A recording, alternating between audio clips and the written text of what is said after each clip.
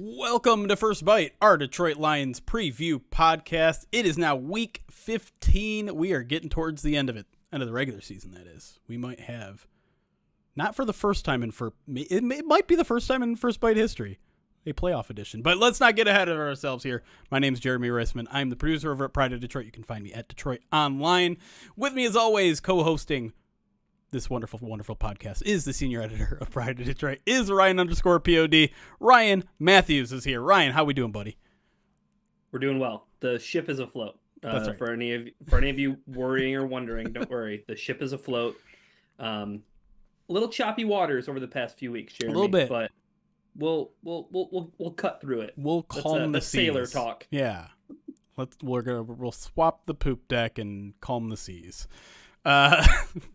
If this is your first time listening to our First Byte preview podcast, first of all, sorry for that intro. Second of all, this is our preview podcast where we bring in a guest from the other side to help us get some insight into Lions' upcoming opponent this week, Denver Broncos week. Plenty of Sean Payton, Dan Campbell storylines to fill up the entire broadcast, so get ready for that. But over to help us talk about some Broncos football and I want to make sure people understand that I'm not yada-yadaing the name of your podcast. It is literally called the Something Something Broncos podcast. He is the co-host of it. It's Mike DeSico. Mike, how's it going, buddy? It's going great. I'm happy to be here. Thanks for having me. Of course. Appreciate you making some time. This Saturday night special. But yeah, let's jump into it. And as always, we kind of like to start with the opponent's offense first because that is often the biggest concern for the Detroit Lions, and it starts this week with Russell Wilson, a guy who was apparently just his career was over last year, and now all of a sudden he is resuscitated and more like his old self. I'm just kind of curious, first of all, like how much of old Russell Wilson are we? What percentage of like Pro Bowl, All-Pro Russell Wilson do we have in 2023 today? 60%. Okay, so still not quite to where he used to be, but what, last year was what, 10%? Yeah, last year's 10%, and there's two words that'll explain why. Nathaniel Hackett. Yeah. Maybe the worst coach. Look what he's doing at the Jets. Just Sean Payton came out, remember before the year started, said one of the worst coaching jobs ever. Facts. Yeah. It was terrible, and the fact that he's got a capable coach is why Russell Wilson is playing better. He's got a game plan that suits him. But also Sean Payton is treating Russ almost like a rookie. It's a limited game plan. He's not letting him do everything. And Russ has bought in. He's running the plan. He's staying in the pocket. He's not trying to do hero ball like he tried to do last year. He's playing really smart right now. So, and it's Sean Payton. Sean Payton has been, you want to start those storylines? All my notes, Sean Payton. The guy's been worth every penny. We traded a first round draft pick for him. The first rounder was Bradley Chubb. We traded him to the Dolphins for a first rounder, swapped it for Sean Payton. Steal. It's been a steal. Well, I think early on in the season, Mike, I think there were some rumblings in terms of like, all the offseason beef with Sean Payton and the stuff he said and Nathaniel Hackett and, a 1-5 start wasn't exactly a glowing mark on Sean Payton's resume in the Denver Broncos. So, like, in terms of the offense, though, like, what has been kind of the turnaround from that slow start where, the Broncos put up some points, but they put up points against teams like the Commanders and the Bears early in the season, and a lot of teams were putting up points on those teams, but like.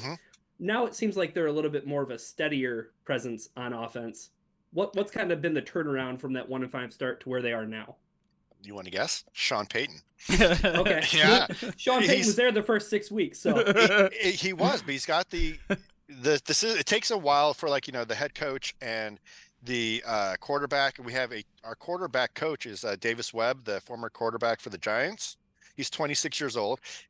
It's taken a while for it to gel and for it all to be figured out. And they have figured it out. We've been playing really mistake-free football. You can tell that Russ, he's more in command. He understands what's supposed to happen now.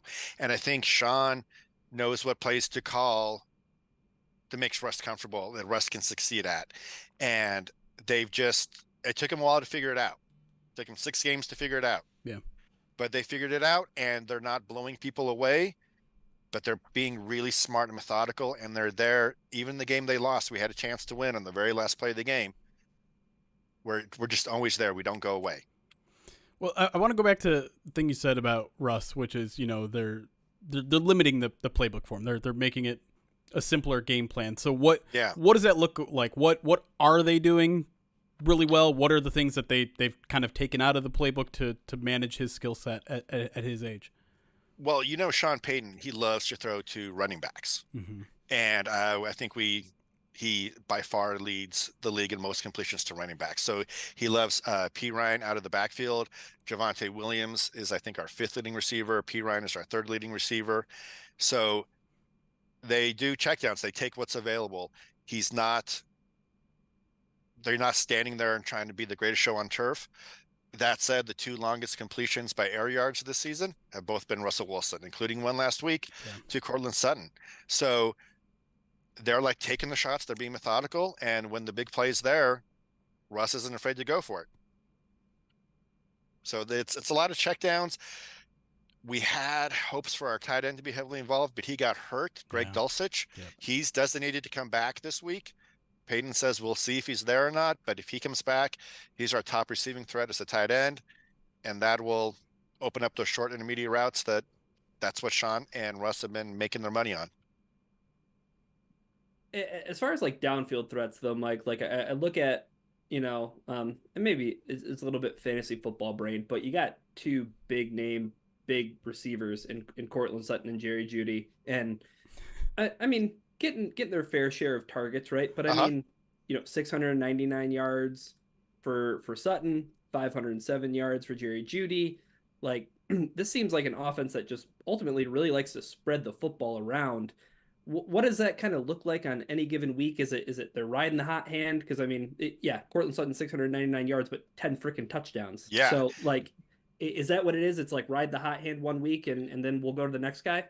There's been a couple memes that have been going through Broncos Twitter. One of them is Russ, screw it. Courtland is down there somewhere. I'll just chuck it.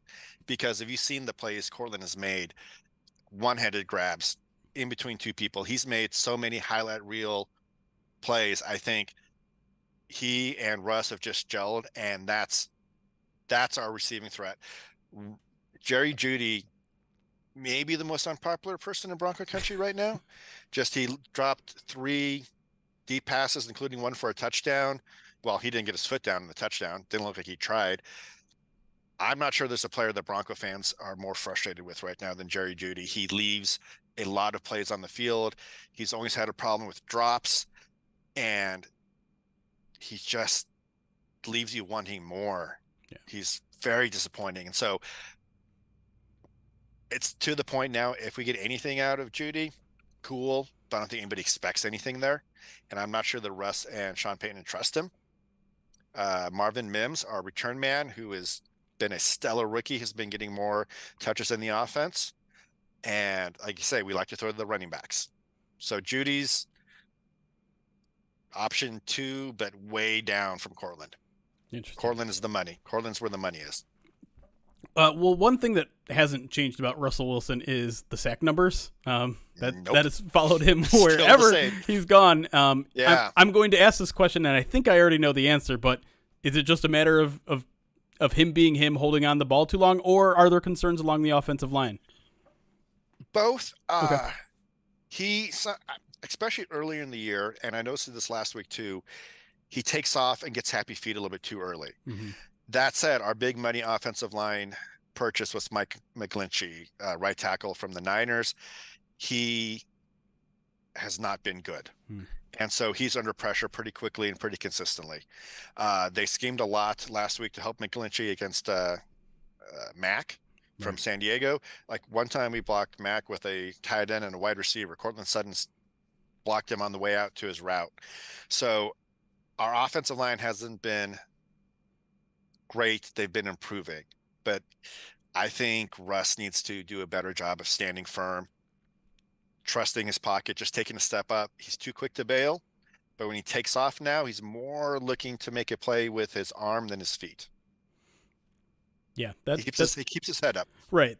I feel like that's been the book on him for a while. Like a lot of people Mm-hmm. view him as a mobile quarterback, but that's more managing the pocket than it is scrambling for 80 yards a game or anything like that. Yeah, the last weeks, 12 and 13, Houston and Cleveland, he rushed 22 times. Wow. Which is about 1/3 of his season total. Huh. So they have had some designed runs for him. Okay.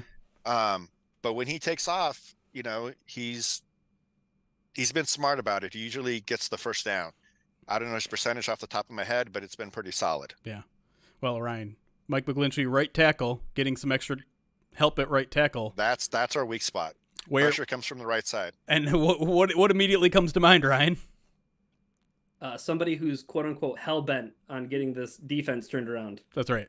Aiden Hutchinson, a guy who mostly comes off that side, but also has to deal with just extra chip after extra chip after extra chip. So I'm assuming you expect them to do more of that. Yeah, they did. That's what they did against Mac. Yeah. When we played the Browns, top defense in the league, and Myles Garrett, everybody's saying defensive player of the year. We held him without a sack with one tackle because the offensive line and Sean Payton, they've done a much better job scheming to help protect the offensive line. I think, like I say, they figured out what works, what doesn't. And so they're not taking many chances. Yeah. They're not putting him back there with 5 wide, no protection. They run 2 tight ends a lot. They keep a running back there. Samuel P. Ryan is our best blocking back. That's my boy Cody. And so they're trying to cover up some weaknesses on the offensive line. So weaknesses on the offensive line in the passing game aside, because it looks like the Broncos running game is actually not that bad when it comes to DVOA numbers. They're in 10th in rush rank. They pretty good in adjusted line yards from DVOA. They're 12th in that. They're 5th in power success, which is a little bit concerning. Backs, Yeah. But you look at what the running backs for the Broncos have really been able to churn out, and it's Javonte Williams, who's their leading rusher with only 3.8 yards per carry. Yeah. So does it kind of seem like the running game is more so a function of them needing a few yards here and there, and that's why the yards per carry is a little bit low, or are the running backs really not getting all the meat off the bone when it comes to good blocking up front from the Broncos line? What's going on there with the running game? I think they dodge a lot of defenders in the backfield. Even Javonte's best run last week, Cushenberry, our center, who's actually had a pretty good year, was just beat immediately, and he had to make a move in the backfield, and then he got through to the second level, and that was his best run. But Javonte, he tore 2 ligaments in his knee last year, and they say you're back, but it takes you a year to get normal. Right. And so you can tell his strength, his power, his confidence has been building as the year has gone on. But they are stubborn about the run, is how I would say it. They're not going to give up on it. They're going to stick with it.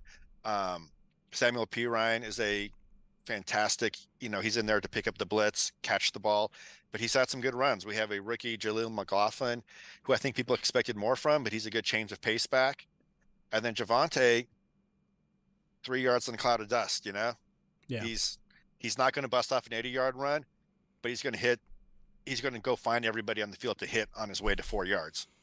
So he's a tough guy to bring down, and they've been persistent with it. Because again, they're not looking to gain 40 yards per play. We're not the greatest show on turf. Right. We will grind it out, and the run game, they stick to it.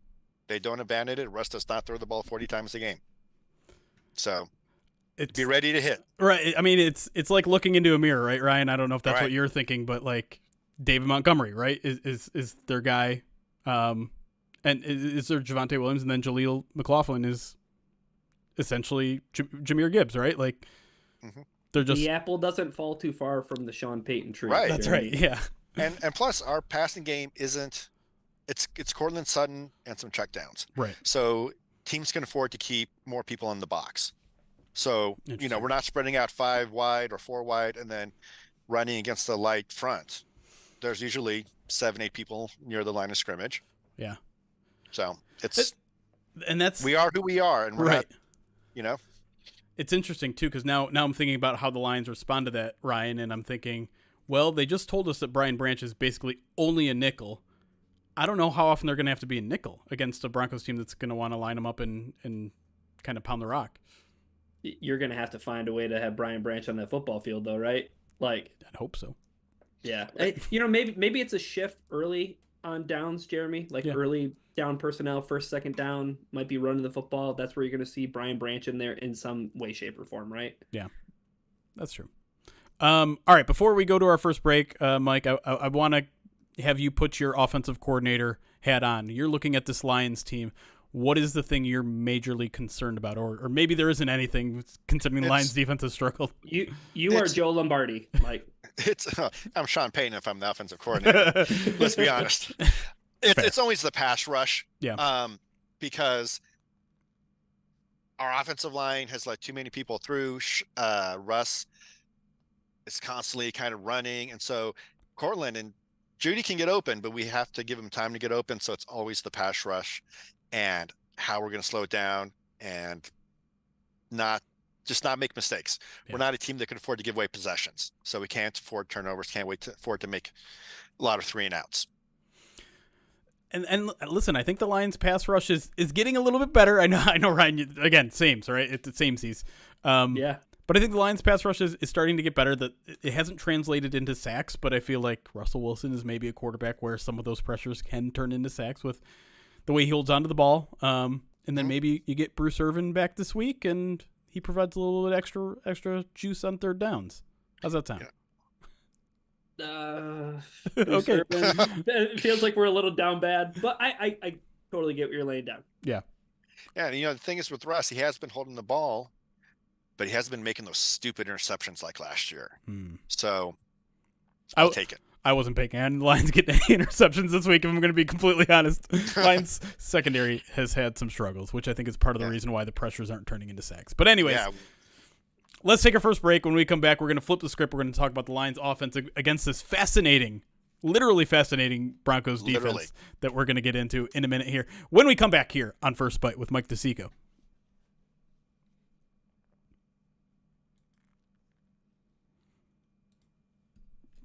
Okay, we're going to take a quick minute, talk to our live audience, thank some people for following and subscribing.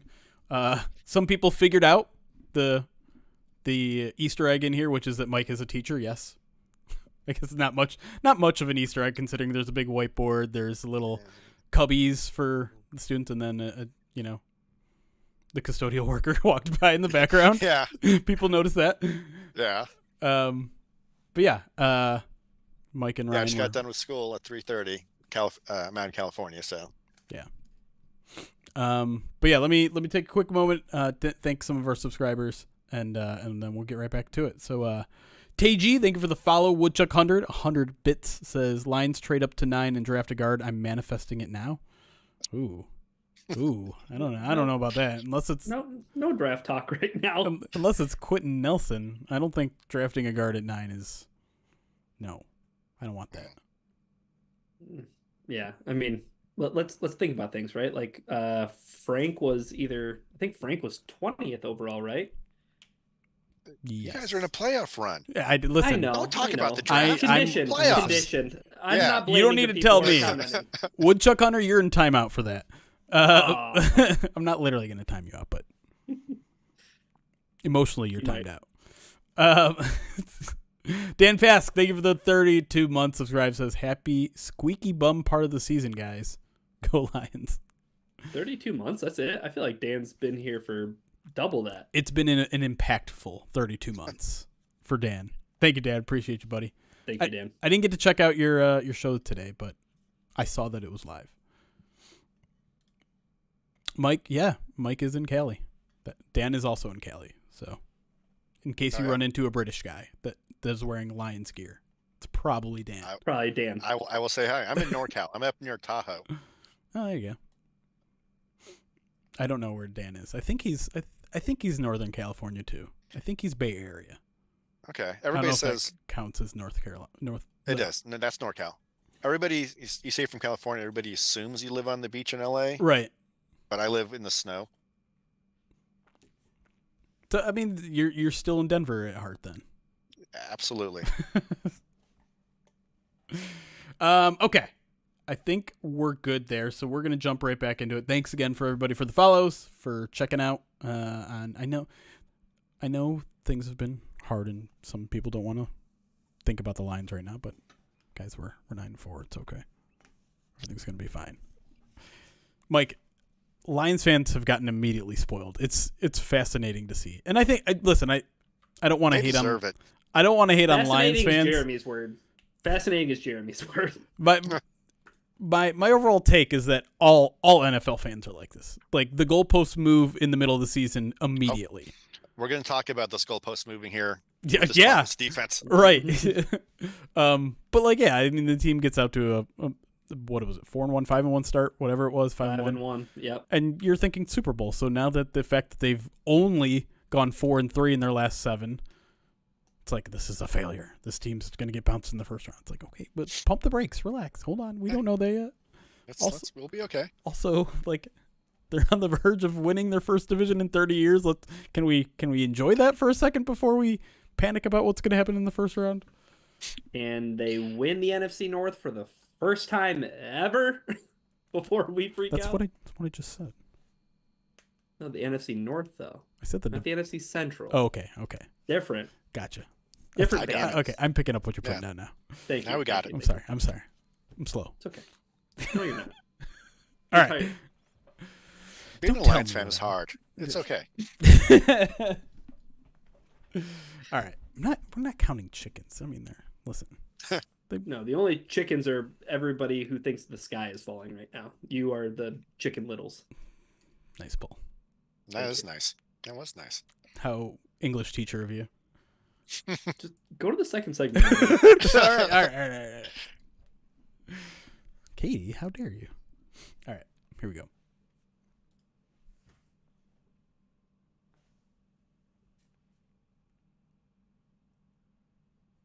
And we are back here on First Byte. Lions Broncos preview here with Mike DeSico from the Something Something Broncos podcast. I teased it at the end of the first segment. We got to get into it. This Broncos defense, fascinating to me because through the first 5 weeks of the season, quite literally the worst defense in NFL history. And since then, arguably a top 5 unit. So I don't even know where to start here, Mike. I guess is the answer just going to be Sean Payton here? Or how did this happen? Vance Joseph was the Broncos head coach. Mm-hmm. If not for Nathaniel Hackett, he might be one of the worst head coaches we've ever had. Then he went to Arizona. He did poorly. And for whatever reason, we brought him back, and Broncos country was just ready to revolt. He got off to that start. Right. If I was him, I would have been afraid to go outside in public. It was that bad.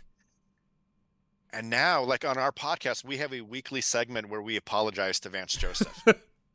It's been, if I could explain it, I'd be a rich man. Yeah. But we've found a couple players who've stepped up.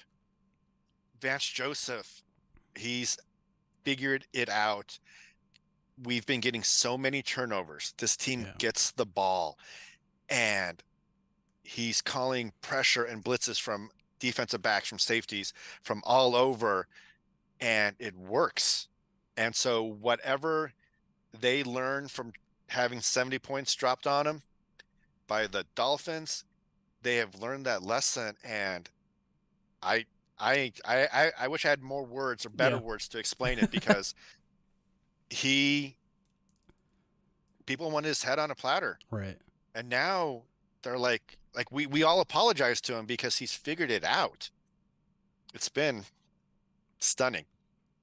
Yeah, and one of the things he's really figured out, Mike, and Jeremy passed the quote along to me yesterday from Ben Johnson. He was talking about, this Broncos defense, since they got their stuff together, I think weeks 7 through 14, they're the number 2 defense in the NFL on third down. So, what's been the secret sauce to the Broncos being a better third down defense?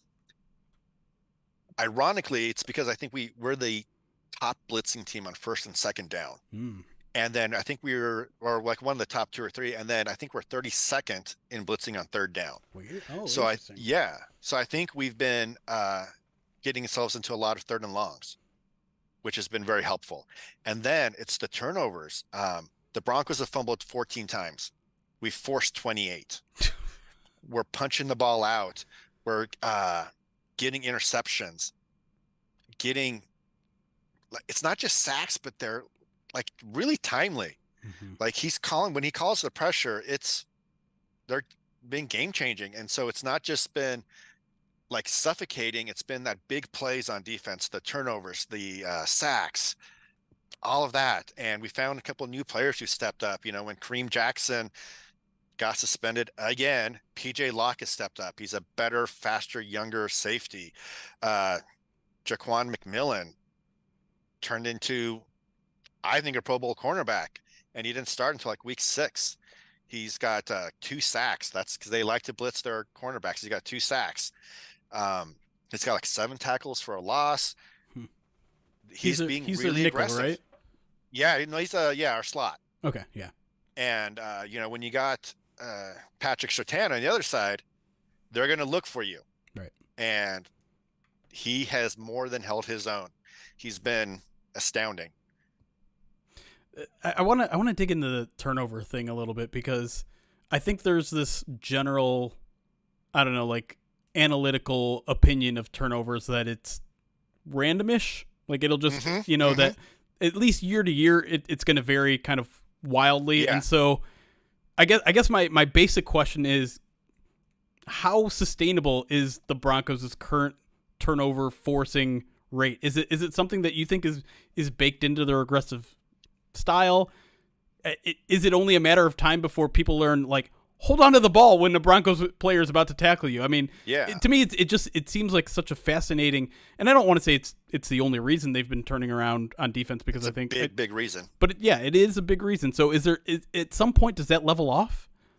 Yeah, it's something we talked about on our podcast. Something Broncos is, you can't sustain that, and so when you don't get the turnovers, how good are they going to be? Right. And we didn't get the turnovers against Houston, which is the game we lost.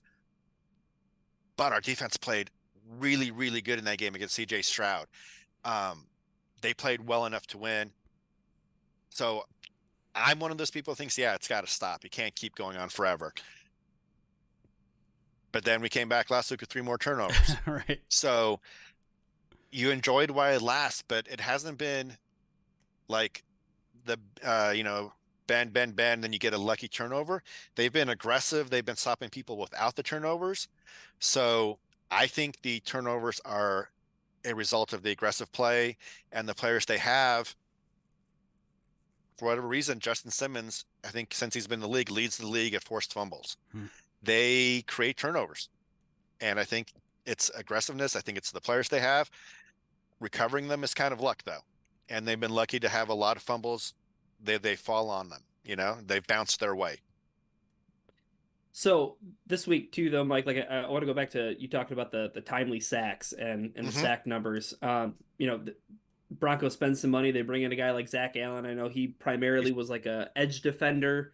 Over in Arizona, they moved him inside, and I think that's where that guy wanted to be eaten, as more of like a 3-tech, more of like a 4-eye.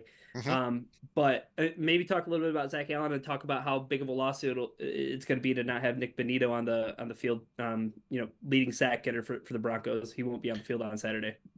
Yeah, Nick, he started out really strong. I think he had like 2 or 3 sacks in our against the Jets, or early on, kind of really boosted his numbers. Then he leveled off, and then he's kind of come back up. And so he'll be a loss, but we got Browning back and Jonathan Cooper back, who've really young, athletic linebackers. But like I say, Vance Joseph, we don't get pressure by rushing 4. So we've been bringing people from all sides. So whether Benito is there or not, that cornerback is coming. That safety is coming. So it's a loss. We can't say it's not. But the way they scheme, it's not like they just say, Benito, put your hand in the dirt and go after the quarterback. They send a lot of different people. So the scheme has worked so far. And so next man up, we'll see how it works. But he's been an up and down player, but he has been up lately. Well, let's move things over to the running game, because if there is something that hasn't drastically improved, they have improved, but the run defense still seems like maybe a little bit of a liability on the Broncos defense. And certainly that is something that the Lions are going to want to exploit as one of the best running teams in the NFL. So what has been working in the run defense? Is there a part of the line that is particularly vulnerable? And I guess, how do you feel about this matchup going into Saturday? That's what worries me. It's missed tackles. We have a lot of players like Alex Singleton, Josie Jewell, who are aggressive and fly to the ball, but don't always bring him down. Yeah. And so to me, it's more of a missed tackle thing where, some guy's ripping off 15 yards and there's just guys falling off of him as he runs past. So, I've heard that, tackling, it's like a mentality. It's an attitude. You have to want to do it. And they haven't gone up there and just hit him. Maybe they're going for the ball and trying for those turnovers. Yeah. Maybe it's a double-edged sword, but it's just missed tackles. It's not anything more than that. They're just wrap them up, put them on the ground, Big David Montgomery game coming, Ryan? I'd be afraid. Maybe, perhaps. I don't know. We'll see. I'm really interested to see how much the Lions kind of stick to their plan, Jeremy. Because it seems like almost to a fault, and sometimes maybe to a fault, that they have kind of stuck to that plan. Do you get a sense that maybe it's going to be a lot more, hey, it's more the same. It's more first down runs and second down runs, and let's hope we get to third and manageable. Maybe kind of. It does feel like that's their identity. And at times when this offense is clicking, that's what they do the best, right? And it's money. Right. And it's money. And I think it's been a while since we've had like a game in which David Montgomery has kind of controlled the tempo of, right? We've had spurts of it. We had a quarter of it against the Bears, but that's it. Like it hasn't persisted for an entire game. And so I am curious if they do it this week. But I will say, again, like I mentioned a curious comment from Ben Johnson last week. There was another one this week where he's talking about we need to get, like, if there's something that's been sliding over the past few weeks, it's just our base passing game. That is like our bread and butter. We haven't been able to do that stuff right. And so part of me thinks like, okay, all those like in-breaking routes that were like 15, 20 yards that they were popping off on a weekly basis in the first half of the month or first half of the season, like maybe they get back to that. But again, matchup wise, I feel like it makes more sense to, if they can't tackle, like put in the human bowling ball down there and knock down the pins. That's what I would do. Yeah. So Mike, got a question for you as far as put your Vance Joseph hat on. You are the Broncos defensive coordinator. As you mentioned, kind of dialing up the blitzes when they need them. They rank 7th in the NFL in blitz rate, according to Pro Football Reference.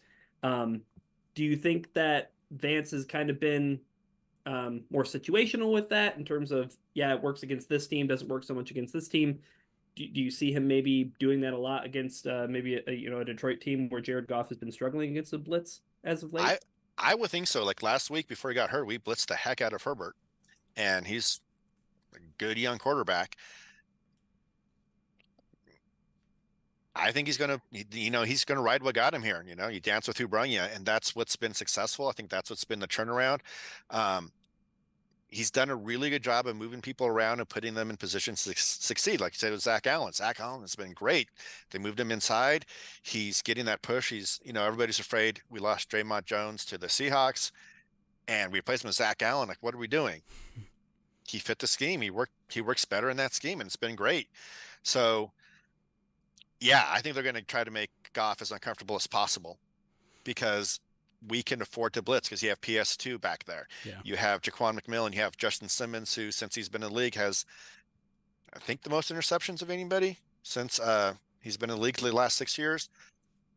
We can afford to go take our chances on the back end and load up on the front, and hopefully we'll tackle the runner as he goes by. But I think they're going to go after Goff. Yeah. I think they're going to try to make him miserable, make him throw early, make him throw passes he doesn't want to do. And I think that's going to be the game plan. Yeah, and that certainly seems to be what's been working against him as of late. But since we're kind of already dipping our toe into it, let's move to the prediction portion of this podcast, the portion that we call the one thing we think we know, where we make a prediction about the game, not necessarily the winner, not necessarily a score, but if you want to go that route, you're more than welcome to. And as always, we have Ryan kick us off with the one thing. Ryan, what is the one thing you think you know about the Lions Broncos? Oh man, I'm sorry, but I'm recycling one from earlier in the year. Oh, that's fine. But it feels it's new to me. Yeah, I don't. And is anyone like keeping tab? Is there anyone listening that like has a scorecard? I hope not, because It'd be cool though. it would be cool. It'd be flattering. Somebody is just like Steve Buscemi in Billy Madison. They're marking tallies. Yes. And whoever does the best, their life isn't on the hook. So with knowing that, I'm gonna say the team that wins the turnover battle in this game wins the football game. I think that possessions might even be at a premium, right? Like I think you have two teams that want to control the pace. They want to control time of possession. The Lions in all of the games they've won, Jeremy, except for two, okay? And in all the games they've won this season, they've controlled time of possession. The two games that they haven't, Week 11 against the Bears, because why not, right? They only had 19 minutes of possession versus the Bears 40 minutes. Plus. Right, they scored all of their points in the last 3 minutes, so. Right, they pulled a Will Levis before Will Levis apparently made it cool, whatever. But then the other game is the Saints game, and it was real close. But again, a game where they won the turnover battle. So I think that this is a game where whoever just falls on that fumble, like Mike says, that's going to be the difference maker. How very keys of the game of you to just say turnover battle. That's fine. All right, Mike, I'm going to go to you next. What is the one thing you think you know about Lions Broncos? The Sean Payton's going to be the difference in this game for me. Oh. He has been. It's been so nice to see a well-coached team and have somebody who can. He's doing a whole lot with not very much. We have a lot of weaknesses on this offense, and he's been putting people in position to succeed. He's been grinding stuff out. I think the best wide receiver in the red zone this year has been Courtland Sutton. Like you said earlier, he has 10 touchdowns. I think he gets 2 more. I think he's going to have a big game. Oof. He's really coming into his own. He's very confident. Google Courtland Sutton highlights this year. He's made 3 or 4 catches that you just couldn't believe that somebody made him last week. Yeah, last week's one was ridiculous. And he just reached out this right hand and that's Russ. Like, Courtland's down there, chuck it up. He'll go get the ball. And he's been our unstoppable force on offense. And I think Peyton's going to find a way to keep that going. Some potential Sutton on Sutton crime with could be with the maybe the best Sutton win. Yeah. I don't love that one, Mike. I'm not going to be honest. It's fine. You're well within your rights. So what I'm going to do here, I'm going to parlay 2 Lions positive things that I think I know. Unheard of, Ryan. I know. Are you gambling right now? Yeah. David Montgomery over 100 yards. Yeah, problem. Lions defense 4 sacks or more. I really think the Lions rush defense is so close. Pass rush defense. I really think they're on the verge of breaking out. We saw a good game from John Kaminsky last week. Aiden Hutchinson, I can tell you for a fact, is pissed off right now for what happened last week. Maybe you get Bruce Irvin back. I know you don't have Aleem McNeil, but I do feel they're on the verge of breaking out there. And with a quarterback that's willing to hold on to the ball as long as Russell Wilson, I think it's time. I think it's time to have one of those breakout games that the Lions have had sporadically throughout the year, right? They've had these games where they've had like 20 plus pressures. They've had a 6-sack game, a 7-sack game. I think this is going to be one of those games defensively, and then offensively, we just talked about why this could be a big David Montgomery game. So I'm going to go with those 2 bold predictions. I could see both of those happening.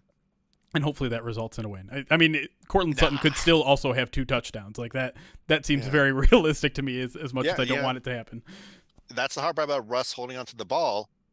Sometimes he squirts free and he's 15 yards downfield on third and 8, So you live and die by it. You live and die by it. Yeah. All right, I'm Mike. excited though. Yeah, no, it's going to be a fun game. Once we can get through, I'll be at the game, so I won't have to hear all the broadcast Sean Payton, Dan Campbell stuff. Thankfully. But once you get into the actual nitty gritty of the game, I think it's going to be a good one. Did you hear this stat that this is the first time the Lions and the Broncos have ever played when they've both had winning records? I did not. That is first interesting. time ever. So James Palmer had it on Twitter. That's crazy. And so. Well, there you go. Be cool. We'll see what happens. New era of Lions football where we are actually a winning football team. Because I was telling Ryan, the only game between these two teams that came to mind when I was thinking about it was also a primetime game, and it was when Peyton Manning just absolutely tore into the Lions defense on Sunday Night Football. I remember a couple Thanksgiving games where you destroyed the Broncos and ruined my Thanksgiving. So that's true. You get the Tim Tebow one. That was fun. I actually compared this team to Tim Tebow a little bit. Sure. Playing defense, getting some turnovers, doing enough on offense. Of course, Russ is much more capable, but it's kind of got that same you're never out of it feel. Yeah. You guys heard it right there. Mike just said that Russell Wilson is name brand Tim Tebow. All right, Mike, before we let you go, man, I want to give you the floor here to promote your stuff, where the people can find you, listen to you, any of that sort of stuff. We're on Spotify, Apple Music, wherever you get them. We're something Broncos. It's milehighreport.com. I'm Mike DeSico, common spelling, on Twitter. Follow me. I swear a lot about the Broncos. So if that's your thing, come join me. Listen, Lions fans know swearing in football mixes quite well. You invented it. Yeah. Exactly. All right, Mike. Appreciate you joining us, giving us all that Absolutely. insight. Thanks so much. And as soon as Week 15 ends, as much luck to the Broncos as possible in this kind of insane playoff run that they're in the midst of. Yeah, I would love to see the Lions do well. You guys are so due and deserve it. So, except for this week, I'm cheering for you. Sounds good. And we appreciate all of you listening as well. We'll be back post-game probably Sunday night. We might have something quick up after the Saturday night game, but we won't do a full podcast until Sunday night, and then it's on to Week 16 versus the Vikings. But until then, for Ryan, I'm Jeremy. Thank you all for listening. It's Chaos. Be kind. Recording stopped. All right, Mike. We are still live, but you are free to go, my friend. Until my wife gets here with the kids. We can just hang. Unless you want me to kick me out. Nah, listen, if you want to hang, we can hang. Welcome to stay as long as you want. Yeah, I have Absolutely. about 10, 15 minutes. All right. Cool. Well, live audience, if you have any questions for Mike about the Broncos or his perception of the Lions or Sean Payton or anything more about Nathaniel Hackett. So, like, I wouldn't say buddies with Graham Glasgow, but like we're pretty close with Graham Glasgow, and we're all happy to see him doing well. Yeah, he's awesome. But he also like never had anything bad to say about Nathaniel Hackett. Like he thought he kind of got a bad rap. That seems like the sort of guy that Graham is. It is and it isn't. I would be shocked if he said something bad, but it's like in one of his first home games, the Broncos crowd was counting down the play clock for the offense. I remember that. Because they couldn't get the playoff on time. I mean, the very first Russell Wilson game, we had 2 fumbles inside the 5-yard line, but we were right there to win the game. Russ had thrown for like 350 yards. We had like timeouts and like a minute something on the clock, and he settles for a 65-yard field goal. Was that a Monday night game? Monday night game. Okay, I remember the Manning cast of that. Yeah, and he's like, you got to call a timeout here. You got to call. Yes. And it's like, you have your best player in Seattle, let him, and you settle for a 65. Yeah. He just in so many ways. And then you've seen what he's done with the Jets. I think they went like 11, 12 quarters without scoring a touchdown. Yeah. Well, I mean, they have at least a little bit of an excuse. I'll tell you what, Sean Payton took the quarterback that he couldn't win with and is winning with him this year. So that's fair. And man, how many coaches get fired in the first year? It's not many. Not unless you're a Panther. Unless you're a Panther.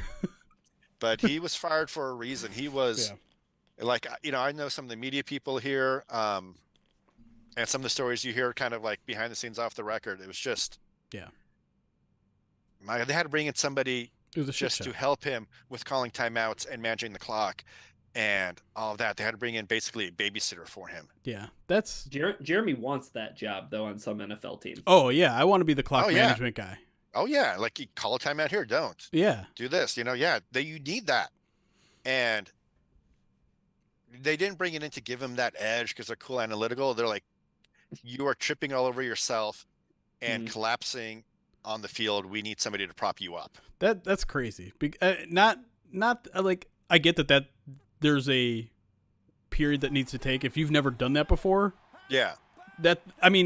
There's so much balancing that goes on in a head coaching job in the middle of a game that I don't think we always appreciate as much, because like at home it's easiest to be like timeout, but like you don't have someone screaming in your ear saying like, what play are we calling, and who's hurt, and like a million things that you're balancing at once. So it's certainly easier than hitting select on your controller, but I don't think we've ever seen anyone fail as spectacularly as Nathaniel Hackett. Like that. It was almost must see TV every week because it was just fascinating. Vance Joseph was on his way. Yeah. He was right on his way. And I remember being pissed we beat the Bears. I'm like, we need to get the top draft pick. And then we started winning. I'm like, let's calm down. Let's get to 500 before we get excited. And then they got to 500. Now we're a game behind the Chiefs. I don't think we're going to catch them, but we're a game behind the Chiefs, who were clearly offsides. Shut up, Travis Kelce.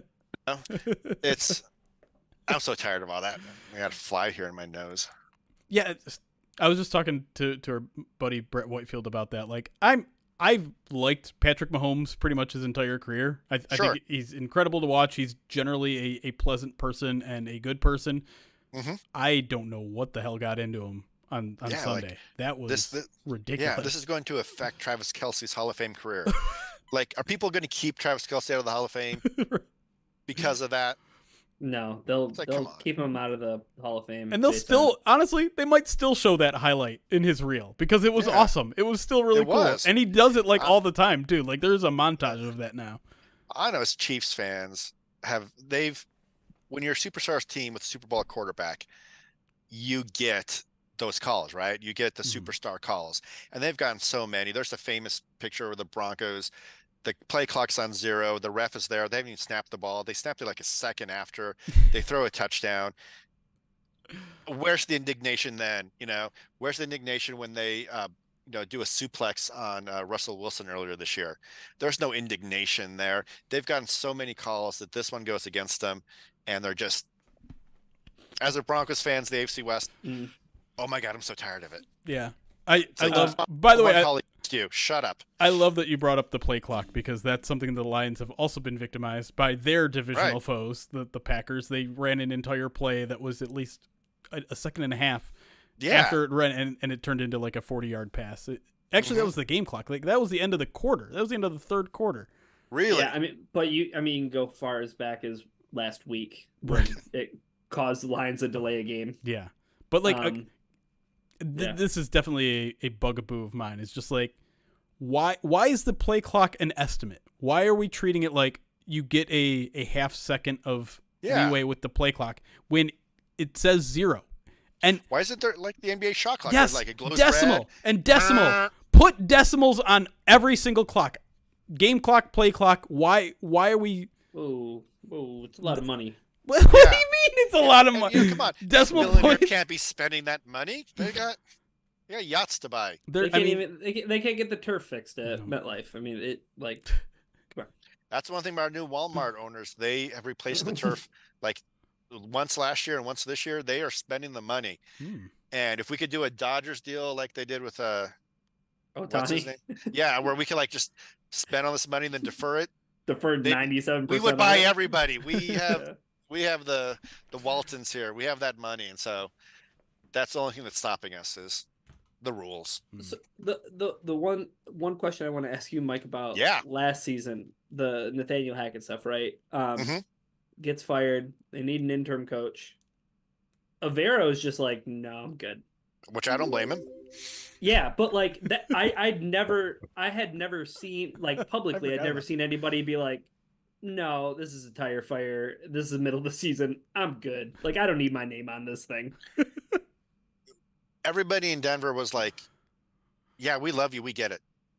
We get it. Yeah. We wouldn't put our name on that group project either. No, we went to Carolina. We're like, we want to keep him, but we get it.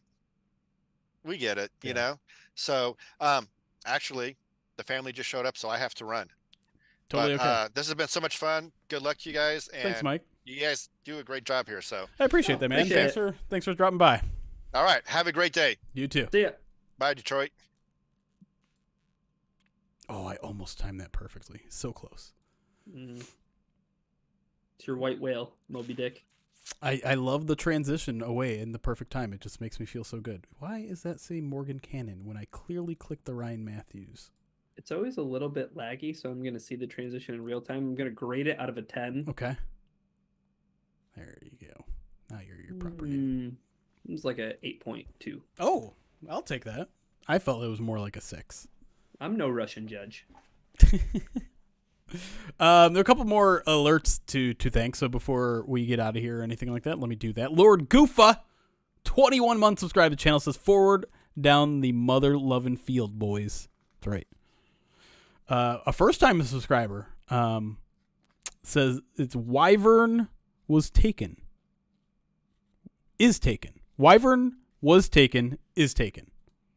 So I believe you wanted your name to be Wyvern was taken, but that was taken. That's how I read your screen name. I don't know if that's true or not, but anyways, either way, thank you for subscribing. Using your Twitch Prime, which I haven't plugged Twitch Prime in a while because we weren't really focusing on subs during Movember. Focusing on charity and trying to help the world. That's right. But if you want to subscribe to us over on Twitch and YouTube, I saw you all show, by the way, and thanks for hanging out over there. But if you want to subscribe to us on Twitch, you can do so for free, which gets you an ad-free experience. It gets you a bunch of awesome emotes that you can use. There are some on YouTube as well if you become a member over there. But you can do so for free on Twitch if you have Amazon Prime. You take your account, your little Twitch account right here. You go into settings. You say link accounts. And you find the Amazon part. You log into your Amazon. You boom, put them together.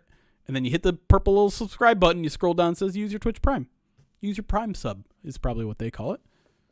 For free. Support us for free. For free. We get, and it doesn't matter. It's no difference to us whether you pay for it or whether you have Amazon pay for it. Jeff Bezos will pay us the same amount that you will. And he's got deeper pockets, so why not make him do it? Yeah, like I paid all that money for Thursday Night Football. That's right. Jeffrey Bezos. To see backup quarterback after backup quarterback play football on Thursday night. Easton Stick, man. The only thing I can think of is hockey. Thursday Night Football. Right? Yeah. Tactile Puma, they threw something in the chat that I'm a little bit mind blown now, but they asked the question, who makes more mistakes Saturday, Jerry Judy or Jerry Jacobs? So we have the possibility of Sutton on Sutton crime and Jerry on Jerry crime. Oh, no. I don't like that at all. It could be, but defenses can commit crimes, like taking balls away, right? Oh, good crimes. Right? That's good crimes.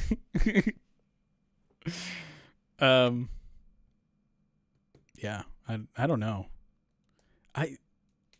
It's hard for me to believe that an offense is going to make a mistake against our defense, because it feels like that. I made a joke about it on Monday Night Football because the very beginning of that game, Jordan Love looked like absolute trash. Like he was overthrowing everything, and I'm like, Jordan Love against the Lions, throwing behind the back 40-yard passes between 3 defenders. Jordan Love on Monday night throwing a screen pass literally out of the stadium. It's just like, so this is the Jerry Judy get right game. That's how I feel with the trajectory of the way the team is going right now, and I hope I'm wrong. Maybe that is just the negative, the wet blanket of me. But here's the thing: I do feel much better about this matchup than I did against the Bears. I do. I'm going to pick the Lions to win. I'm going to spoil on paper for you.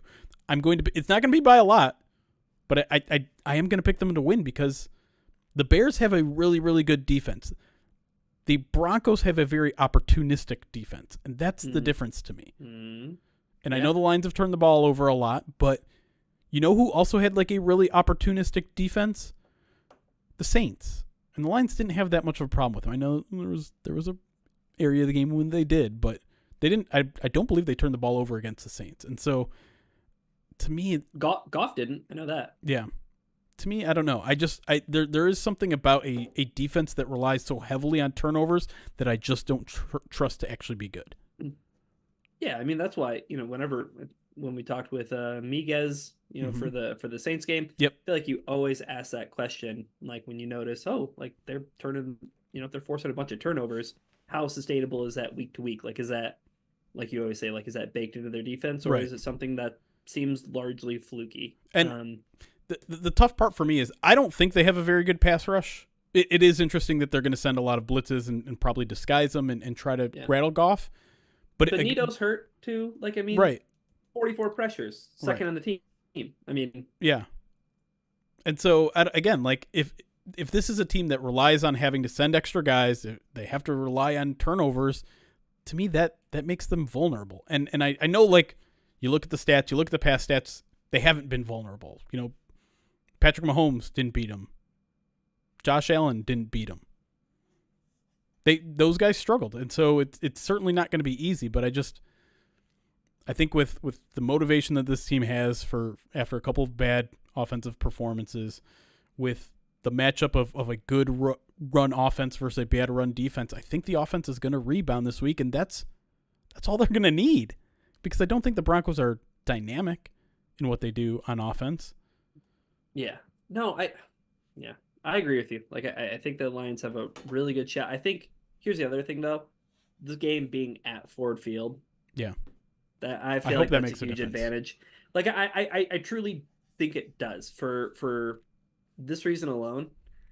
The offense, like, conditions are perfect. Yeah. It's business time. You know what I mean? Like, I think and here's the thing too, like, Ford Field has been loud. Yeah. It's Saturday night. Yeah. You know, you're not getting an NFL 1:00 start. Yeah.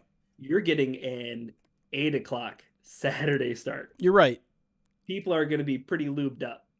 Here's my concern. Two concerns. One is the Lions have not performed well at home this year. Some of their worst games, I think, have been at home. Sloppy games. You lose at Seattle, bad sloppy game. You have that win over the Raiders that just was weird and sloppy and bad. You lose on Thanksgiving. Mm-hmm. And with the way this team has started some of their games, and with the way this fan base is right now, if the Broncos go down the field, first possession of the game, and score a touchdown, I think the Boo Birds are going to immediately come out. Because teams are kind of fed up with how this team's playing right now. I'd be kind of concerned about what Aiden Hutchinson would do on the sidelines if they just gave up a 7-play, right, 75-yard drive to start the game. That would not be good. I need to come out firing. Here's a question, because I don't really pay attention to, like, who wins coin tosses and the decisions that they make. Yeah. I mean, like, I do, but you know what I mean? Like, I'd be interested to go back and look. If the Lions win the toss, mm-hmm. do they want the ball? I would love for them to finally do that. I've been calling for it for weeks now. Because they're more so they've deferred every time. Second half. Yeah, they've deferred every time. Yeah. I'm done with it personally. I'd be interested to see what happens, because, like you said, Jeremy, I think it'd be awful to set the tone. Or, I guess, you don't want to go 3 and out. You don't want to turn the ball over. Right. But the thing, hey, we're gonna stick with what we do, and if the Lions can force a 3 and out, then starts with an M, ends with a momentum. Matt Millen. Oh gosh, no, it's gross. It's ugly. Sorry. Burn it. Yeah, no, I don't like deferring. I've never really liked deferring.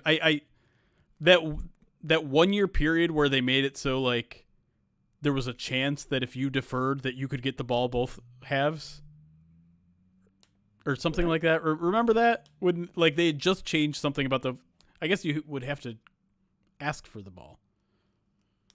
If you called for the ball, there was a chance that you get it at the beginning of the second half too. No, it was this. It was if you deferred, and then the other team decided what side of the field they wanted, you could get the ball in both halves or something like that. We outgrew that. Everyone figured it out. And to me, it's just like, you want to get the other team off their game script, right? Yeah. The best way to do that is to get an early lead. Right. So take the ball first. Yeah. It's hard to argue. With this Lions team, I think we have enough data that says Yeah, the last thing you don't want our offense to get off game script. So stop letting them take the ball first and go right down the field and score, and suddenly your offense is already playing 7-0 behind. Tell me I'm wrong. Stop saying take the win, chat. You're not wrong.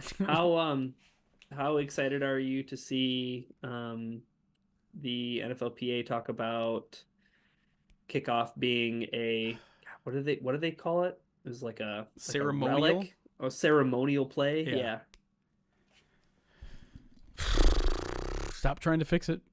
It's not fixable. I mean, I think what's eventually going to happen, they're going to do something like what the XFL did, which is basically everyone's already down there already. Like the kicker's basically by himself and everyone else is already 30 yards downfield and stationary or something like that. I say just keep the pomp and circumstance of kickoff. Why? Why do we need a ceremony like that? Why can't the ceremony be 1st and 10 from the 25? Doesn't really roll off the tongue like it's time for kickoff. It's time for 1st and 10 from the 25. Feels like a mouthful. Now that I think about it, like every sport besides baseball has that. Baseball doesn't have it. Baseball is just the first pitch. All right, first play, jump right into it. But there's a jump ball. There's a face off. Why do we need that though? Tradition. That's why. That's right. And tradition is dumb. All traditions are dumb. I don't care what your family does during the holidays. It's dumb. Who was it? There was. I'm just trying to blow right past you. Playing heel. It's a very unserious take. But speaking of traditions, I forget who it was that told me this, but when Harbaugh went to Stanford and was coaching in Stanford, he basically showed up. If anybody's heard this story, but he showed up and he was like, what are your traditions? You're not doing them anymore because you guys suck. Right. Like your traditions aren't worth anything because they're not you're not associating positive memories with them. Yeah. Like your team sucks. Like you don't have traditions until you start winning. Love it. I love that attitude. Like dagger time. Right, like you don't get dagger time until you actually do dagger time. When are we gonna get a good trend, a good tradition that like lasts more than 2 weeks? I was really into the blue face mask or blue ski mask. I was really into that. Took 1 week. Then CJ got hurt. He's gonna try to bring it back. I guarantee you. Whether it's next week in Minnesota or the following week in Dallas, like he's going to be wearing a blue ski mask when he walks into the stadium. Jeremy's giving all of you right now some financial advice. You know what to buy up in bulk. Well, here's the thing. He's going to do it. I think Lions fans are over it already. Depends. If they win this week, I think they'd be all about it. Maybe. If they lose, they might be like, get that mask out of here. Kimball, here's the thing. Bowl of beans. Yeah, I'm doing it. But we got to figure out like when to do the bowl of beans. Because I don't want it to be just like at the end of a first bite. And not saying that you guys aren't important, but like we have 114 people here.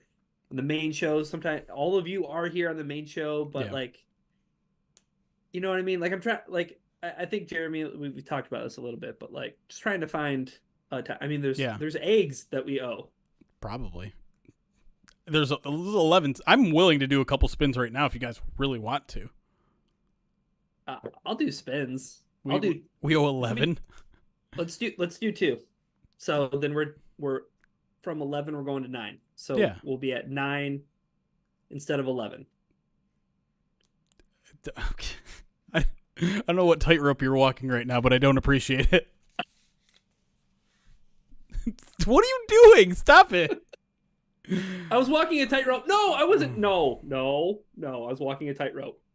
That is not what it looked like. It is what it looked like.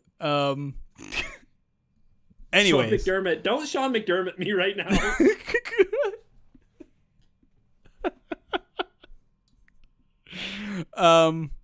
We also owe 2 spins of the Extreme Wheel of Pain, which I will not be doing tonight. But I do want to make sure, chat, that you don't let me forget about any of that.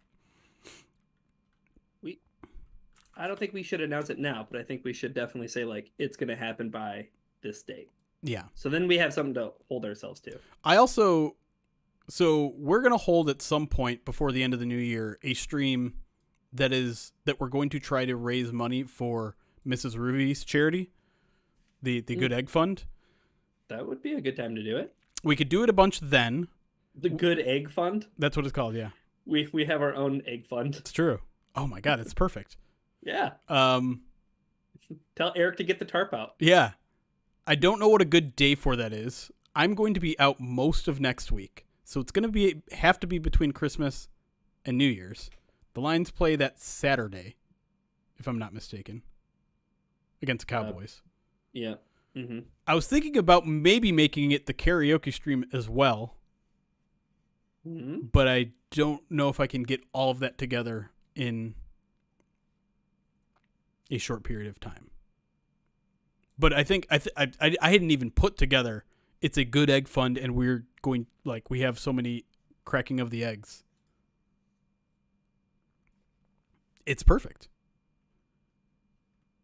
So yeah, keep out an eye for that. I'm gonna try to figure it out in the next week or so. Ruby stopped twitching because I think she just kind of had to be a mom a little bit more. She was doing some gaming streams, but she decided, I think, the whole, like, streaming while cooking thing was just taking too much of her time, and the kids were getting on the stream, and she didn't necessarily want that for them. I don't want to speak for her, but I think it had something to do with like that. Anyways, personal reasons. Period. Sure. Liam, Anyways. that will not be a reward next November because that could not ever be clipped. Out of context, that would be bad. Where is my spinny wheel? Where are we? Spin wheel. Alert box. Am I not in the right widgets? No, this is spin. Oh, spin wheel. It's right there. I didn't get rid of it. Okay, I didn't get rid of it. It's still here.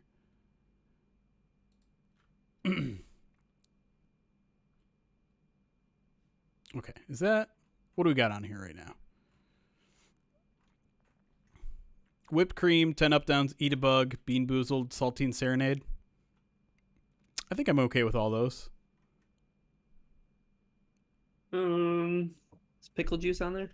No. I'm not going to put it on there because you like it too much. Run it by one more time. Currently, whipped cream, okay, 10 up downs, mm-hmm. eat a bug, mm-hmm. bean boozled, mm-hmm. and saltine serenade. Okay. Do you have bean boozled? No, they're still not here. What are you doing? Have you ordered them? What do you want me to do? Have you ordered them? Guys. Okay, how many of us in the chat? How many of us in the chat have 3 kids? And Christmas is 11 days away. Do you have Amazon app on your phone? What's an app? You can literally do it in 5 seconds, Ryan. Do you know what? I'll do it right now. Okay? Please I'll do it for everybody. Please do. In the chat right now, since you want it so bad. I'll do it right now. I'll take time out of my day right now. Bean boozled. You're on a 3-hour podcast and an hour-and-a-half podcast every single week. In parentheses, I put enough to eat a bowl of cereal of. Which one did you order? I don't know. Like size-wise? This one is 1.9 ounces. And it's plenty. Not seeing those bags. Ooh. Okay. There we go. Add to cart. It's gonna free be delivery by tomorrow, December 15th. Boom! In the cart. 36 ounces.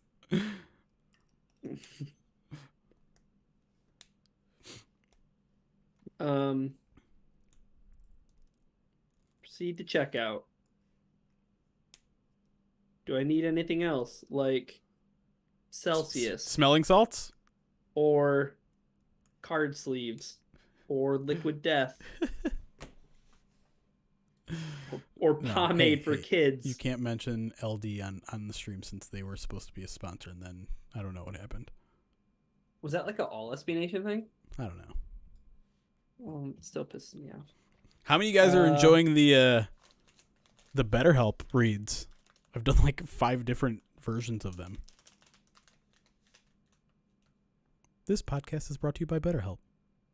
I haven't heard. It's the holiday season. And while we're all getting gifts for other people, have you ever thought about giving gifts to yourself? The gift of therapy. How many ounces was your bag? 1.9. Oh, okay. All right. These are good. So these are 1.6. And I'm buying a 3-pack. I'm not saying that I'm going to do all 3. I'm probably going to maybe like stocking stuff for these. But, all right. Let me just place my order here. Oh, I have Amazon Visa points that I can use. There you go. So it's not going to cost me anything. Perfect. Beatrice says, thanks for adding work to us elves of Amazon trying to get children their Christmas gifts, but now they have to worry about your Bean Boozled, Ryan. You don't turn this around on me. Don't you do that. Place order. Okay, so they're a special edition though. So I don't know if I want to ruin What's the special? surprise. Okay. I'll ruin the surprise. Okay. They're the naughty or nice edition. Oh. And you're just going to eat both by the spoonful. Yeah. The naughty and the nice. All right. Well, let's do this. Should we do a little spin or two? Let's do it. I have a bunch of saltines, so I'm prepared for that one. All right, here we go. 3, 2, 1. God, I feel like I'm getting triggered a little bit. Oh, man. All right, we're eating some bugs. All right, Twitch chat, it's your turn. Have they been getting excited about the bugs? They do like the bugs. I will do 1. I will do 2 total. You guys get to choose the flavors. On Twitch, I'm sorry, YouTube. Bacon and cheese, which feels wrong to do during Hanukkah. But I'll do it anyways. Sour cream onion. All right, there you go. You got 1 minute to vote, Twitch. The top 2 vote getters, I'll do one of each. No, it's not bugs with 2 G's. I'm not eating Isaiah bugs. Poll should be at the top of your chat right now if you're on Twitch. If you don't see it, refresh real quick. You still have time to vote. Prime frog bark. I just like saying rigged regardless. Rigged.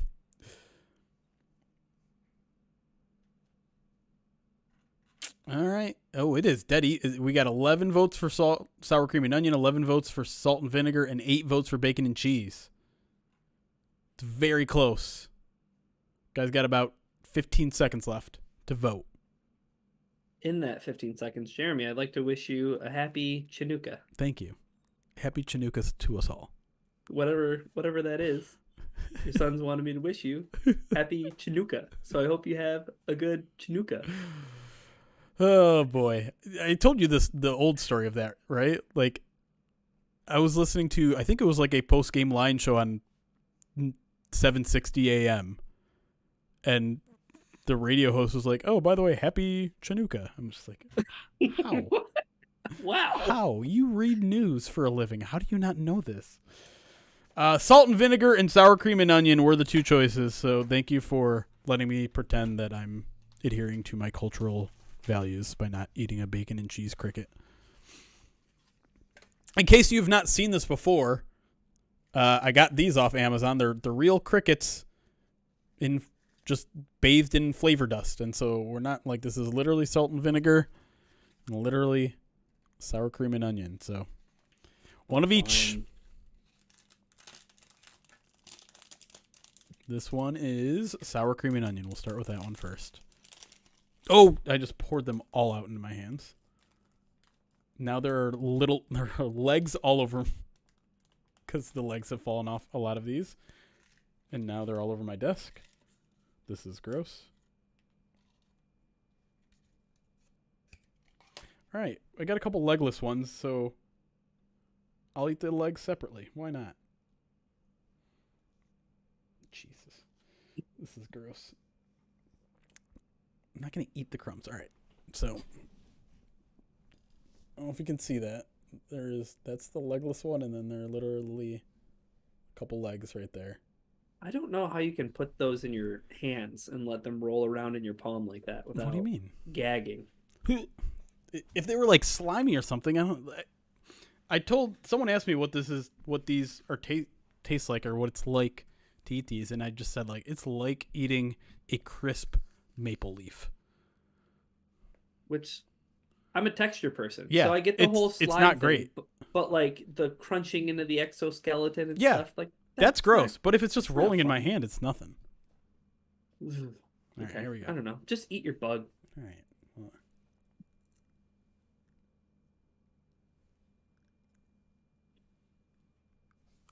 Yep. Chew it up. If you see me looking down right now, it's because I'm trying to be a good Wings fan. You just broadcast the NHL on our stream. We got shut down.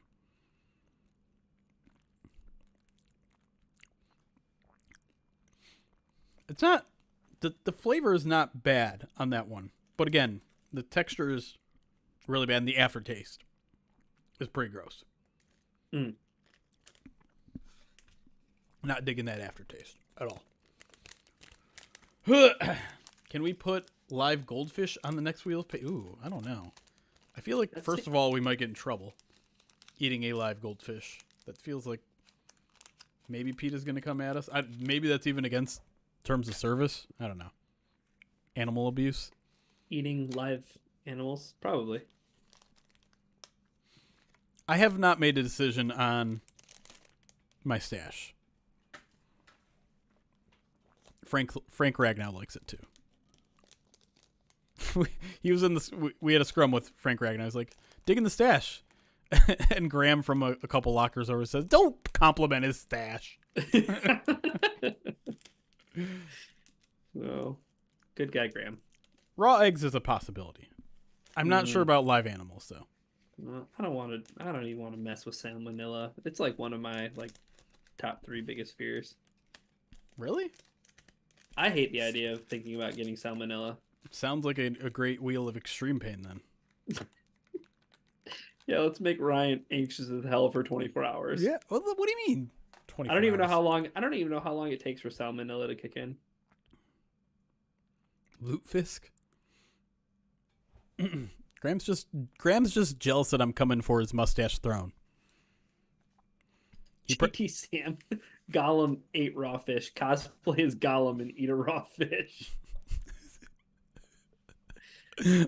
Tactile Puma says my butt crack changed Twitch's TOS, which is funny because they recently changed their sexual content TOS. Mm-hmm. I don't know if you saw the talk in our Slack channel. I did, and I was uncomfortable by it. Yeah, I was too, but you can do a lot more stuff on Twitch that you couldn't do before. Yeah, you can put your nipples on Twitch now, basically. If they're painted, though.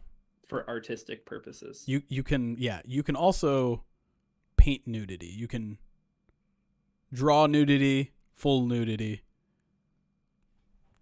Not that we're planning on doing any of that stuff. Anyways, second cricket. I'd already forgotten what this one is. What was the first one? The first one was sour cream. First one was salt and vinegar, wasn't it? I don't know. This is the other one. Bon appetit. Can you tell which one that one is? That one has a lot of flavoring. Have you noticed that? Do some have more flavoring than others?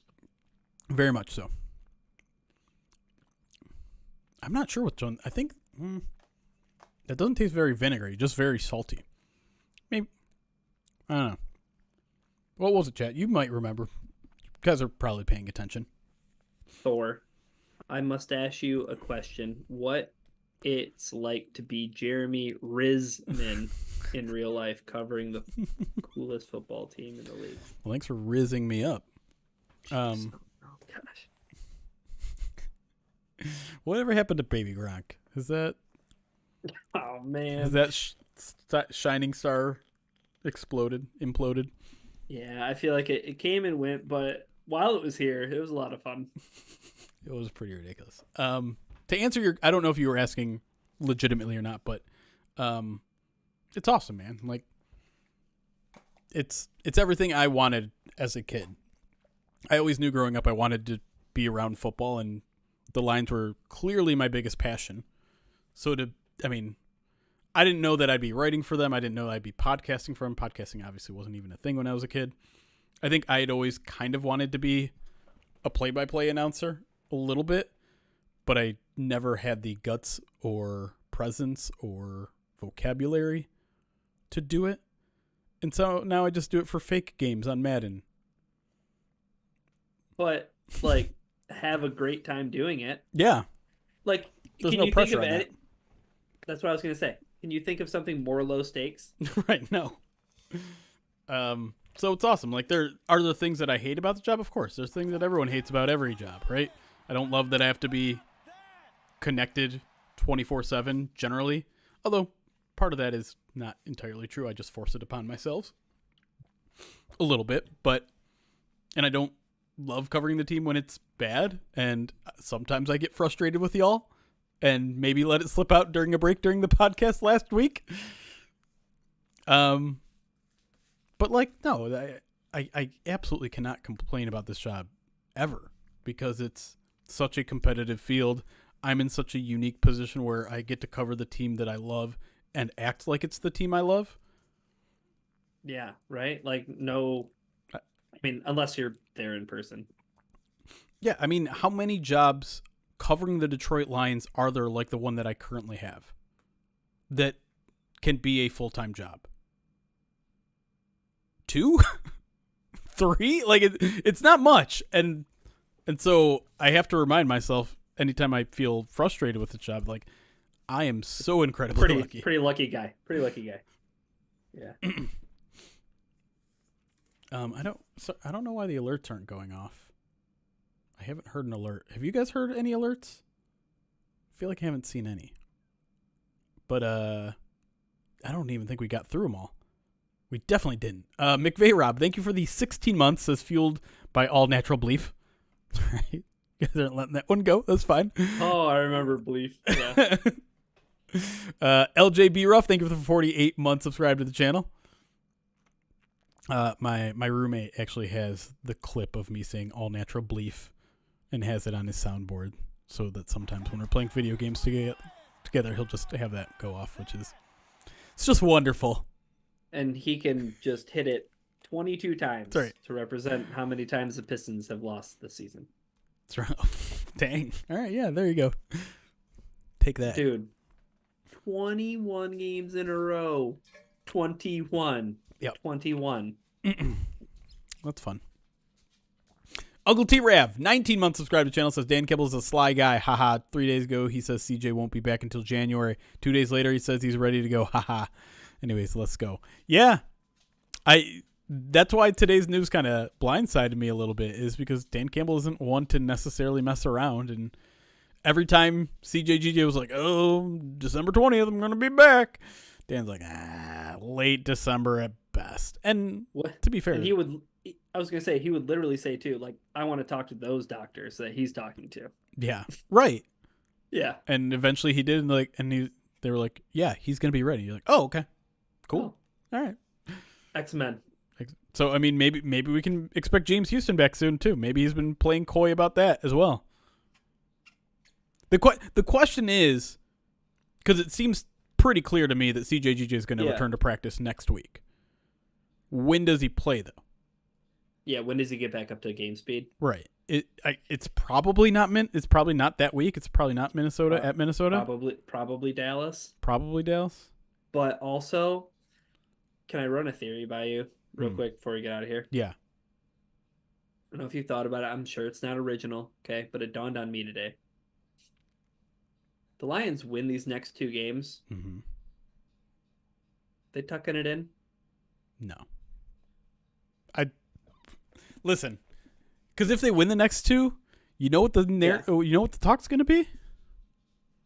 Maybe this team can get the 1 seed again. I know. But And everyone hates Jared Goff outside. You know a great way to not get him outside? You win out and you win the 1 seed. Ooh, yeah, it's a great counter argument. It Yeah. absolutely is. It absolutely is. There's part of me that, and I would not.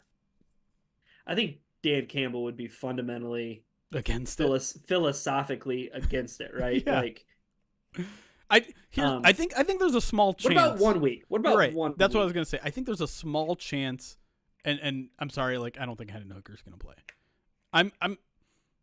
I'm not entirely sure they put him on the 50. A couple weeks ago, I think I put in the newsletter like, of course they're gonna activate him. I'm not as sure anymore because there's a lot of players that are gonna have to come off this roster in the next month. You're gonna have to take someone off for Aleem. You're gonna have to take someone off for CJGJ. You're gonna have to probably take someone off for James Houston. Yeah. And it starts with a Hendon Hooker decision on Wednesday. That's the first decision they're going to have to make.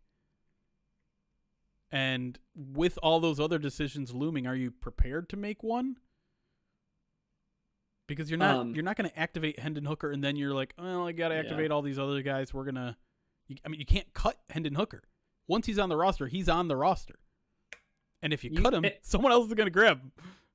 Yeah, and you say Wednesday because would that be the end of his 21 days? Yes. I wonder if there should have been some more strategy in that. But how?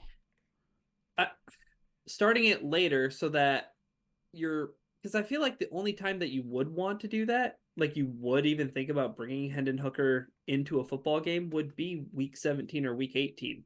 Yeah. Like week 18 probably at the earliest, right? Yeah. Like, you know what I mean? So like maybe if you would have started that window a little bit later, you could have afforded yourself the opportunity to not have to make that decision, before my question, though, is things are figured out.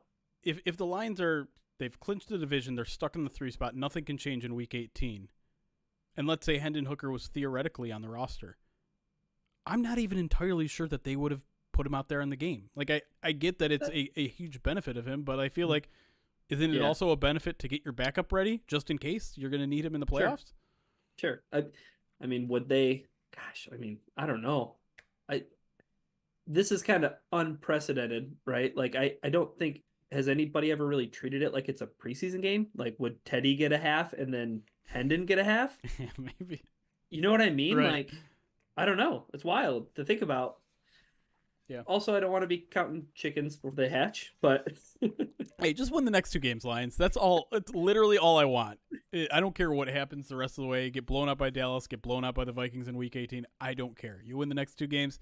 You got the division clinched. I can unclinch for the final 2 weeks. Clip that and put it on your social medias. Oh, the only thing I have to say to that is if that happens, the time it's going to take me to hit post on the meme I create of Patty Harrison saying Santa brought it early. If the Lions can wrap up the division before Christmas. Have you be quick. Have you taken a closer look at the 16 different ways the Lions can clinch a playoff spot this week? I saw Eric post the text of it, which is fine, but I know Lions Royalty had put together that chart. Well, that's slightly different. I'm talking about the playoff scenarios. I have not seen those. So really there's only 7 to care about because the other 9 are the Lions tying the Broncos, so we're going to ignore those. Okay. But like if we look at them here, and I know you want to share it with me? I should do that, huh? That's okay. I mean, you could link it in Slack or whatever. I don't care. No. Whatever's easiest. Right show the people. Yeah. There you go. So these are the games that are relevant. So Vikings-Bengals is a big one because half of these involve the Vikings losing or tying. Yeah. Is that the early game on Saturday? It 1 is. o'clock? Yeah, so we'll Okay. know. Oh, cool. Which is a nice little wrinkle of it too. I think I believe the Bengals are favorites in that game. They're also the home team. I think they're like a 3-point favorite. It is 3 points. I think they're the 3-point favorite. Yeah. So I think that has a legit chance of happening. Mm-hmm. Nick Mullins starting that game, first of all. Backup Jake first Browning, backup.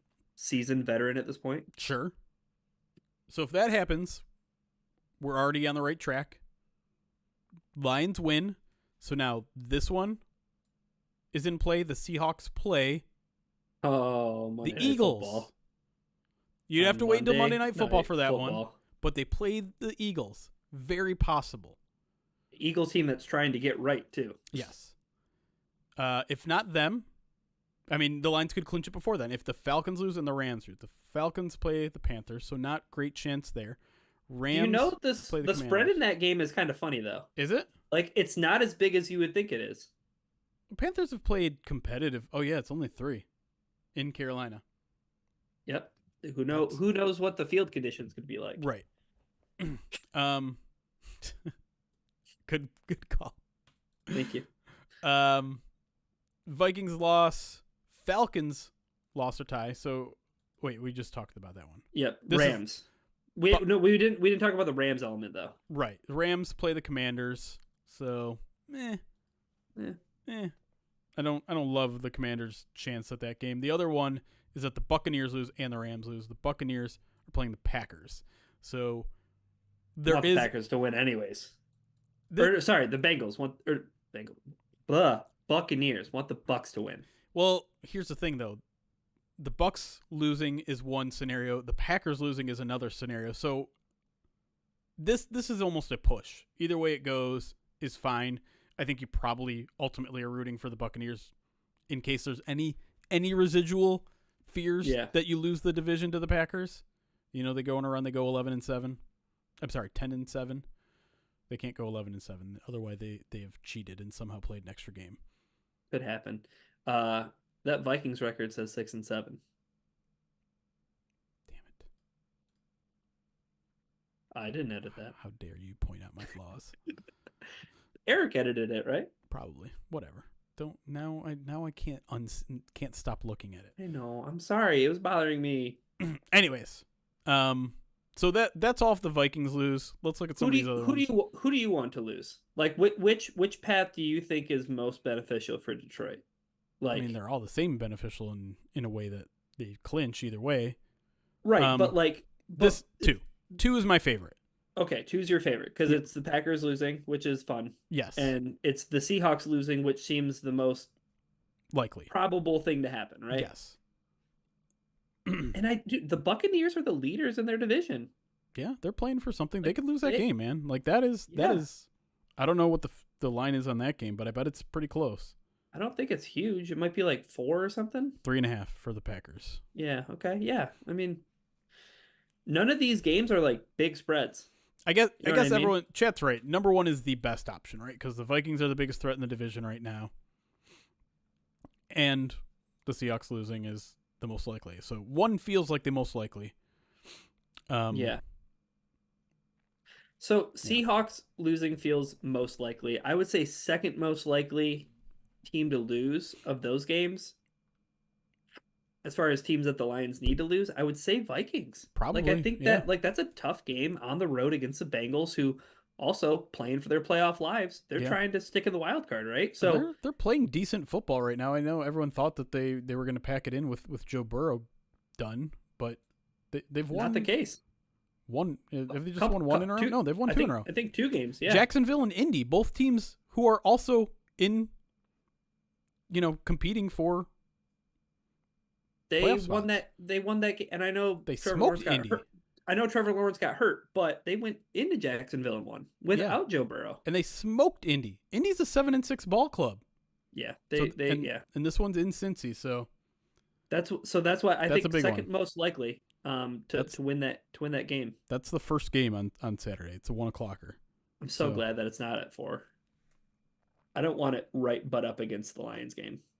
Yeah, I agree. I need time to decompress. Agreed. But and then I would say probably I'd probably say Buccaneers over Packers, right? That would be like the third most likely win. Yeah. And it definitely feels like the Commanders have the least shot of winning the games. I would put the Panthers ahead of the Really? ahead of the Commanders. Yeah, You think the Panthers have a better chance of beating the Falcons than the Commanders, the Rams? I do. What's the Commanders situation? I have not. That's a team I haven't paid attention to in at least 2 months. I don't know if he still is, but do you remember in Slack when I said, "Does anybody know who's leading the NFL in passing yards this season?"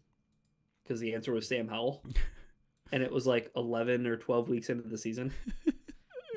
Jesus, they have been smoked the last 3 weeks. They lost 31-19 to the Giants, 45-10 to the Cowboys, and 45. Which is my second favorite team in the NFL right now. The right? Giants. Yeah. Oh yeah. Like you just got to have so much fun with it, right? Absolutely. Good weather in Cincy. Sorry, what was that third game? What was that third game you said, Jeremy? 45-15 to the Dolphins. Holy smokes! Yeah, they're getting so they've lost 4 in a row, lost 6 out of the last 7. Their only win came in that stretch against the Patriots team that's Garbo. Mm. So they're not very good right now. They did beat the Falcons earlier in the season. The Commanders? Yeah. Yeah. I mean, the Eagles games though, right? Both of them were super close. One went to overtime. Sure. I believe you. It doesn't say overtime in here, but I don't know. It did happen. Oh, look, Chris is here. As soon as we do this, Chris shows up. It's summoning. Sam Howell is 5th in passing yards right now, by the way. Dang. So yeah, I think one is the most likely. We unfortunately have to wait until Monday night for that one to be clinched. The most likely that we could have done by Sunday, probably number 2.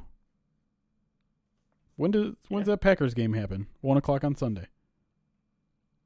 Chris, I think we're going to jump off here in a minute, especially since football is about to start. But if you want to just be on for a second, you can. That's fine. But we are going to get off soon here. I don't want to get on too long. Okay, you have news for Ryan. Okay, all right. He's slacking me. Is he just slacking you? Yeah. Goff is 6th in passing yards. Interesting. Ben Freddy, by the way, thank you for the 2-month subscribe to the channel.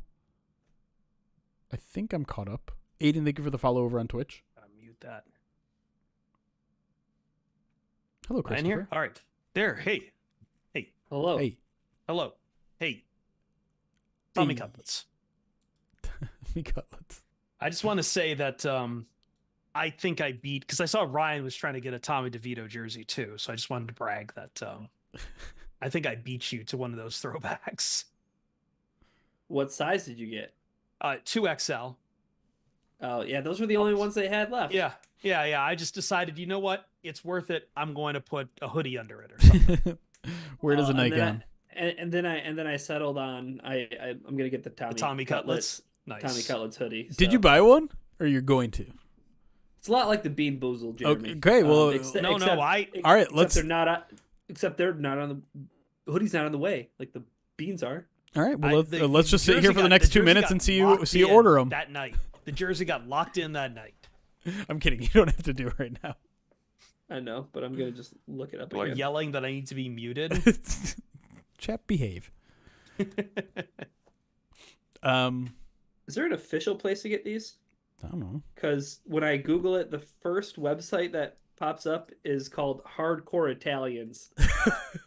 That's official. Are you sure that's not just a search filling out a recent search term for you? Okay.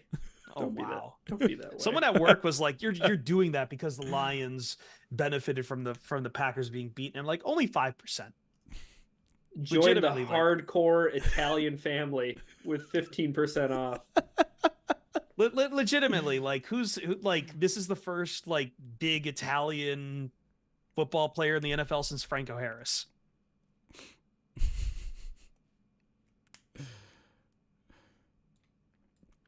In China, of course they make him in China. The Gomez, are you still around? Because I keep forgetting to look at Twitch requests and I keep refunding them off stream. I do see the Zazu request. If Gomez, if you're still here, we'll do that. Damian Smith. Go ahead. Oh, go ahead. Oh, Tony Siragusa. Yeah. Mark Bavaro, maybe, I think. But like Franco Harris was like legions of Italians for Franco Harris. Yeah. They know that the iron's hot right now. This hoodie is $60, and I'm sure it's made out of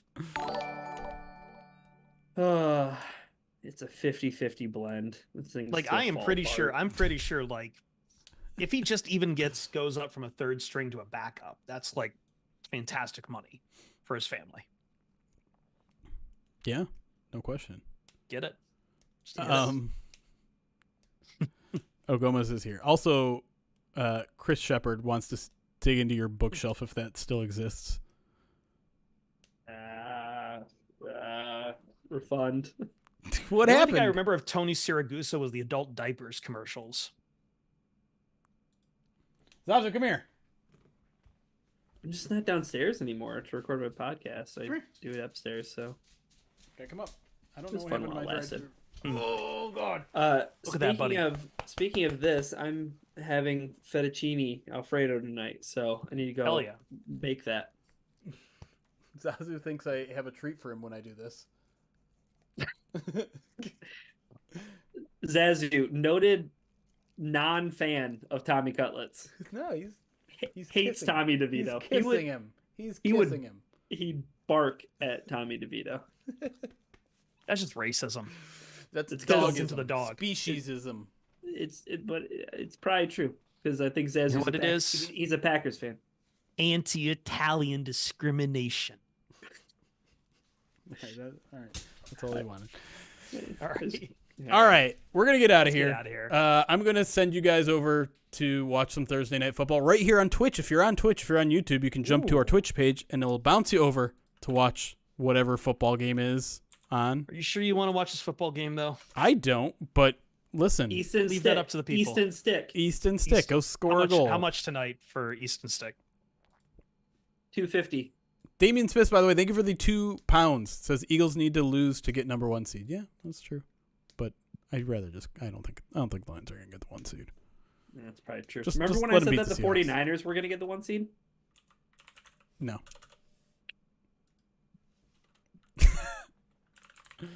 Can I send you guys to Prime Vision? Because if I can, no, we can't. Dang it. Read Prime Video.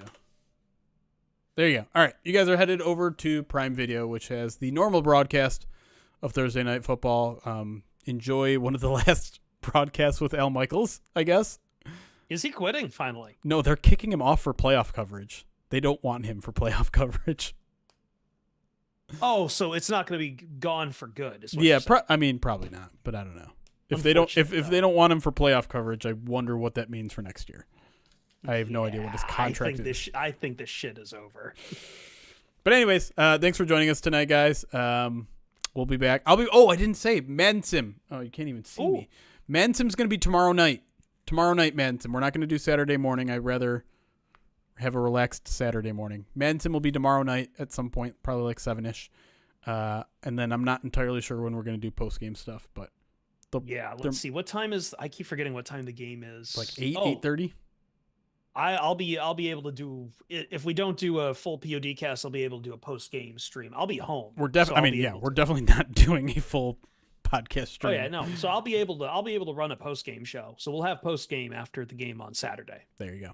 That's our schedule. But until then, guys, thanks for joining us. We'll see you guys soon. Thanks, YouTube. Love you guys. Bye. Bye.